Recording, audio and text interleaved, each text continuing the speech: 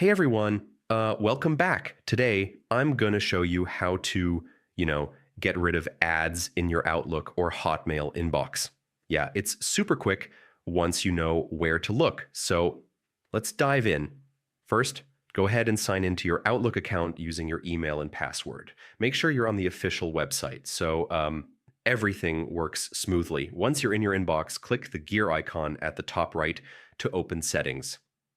Yeah, this is where you'll find all the options for your email layout and, personalization. Next, scroll down and select View All Outlook Settings at the bottom. This will take you to the full settings menu where you can control ads and other features.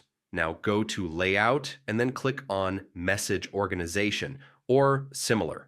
Depending on updates, it might vary, but basically, look for anything that mentions focused inbox or ad placement. Here's the key part. Turn off the focused inbox if it's on, and also look for the show ads toggle. Switch that off. Yeah, that should remove most of the promotional content from your inbox. And that's it.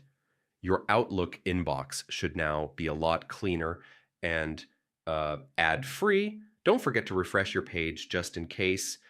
And yeah, subscribe for more simple email tips like this.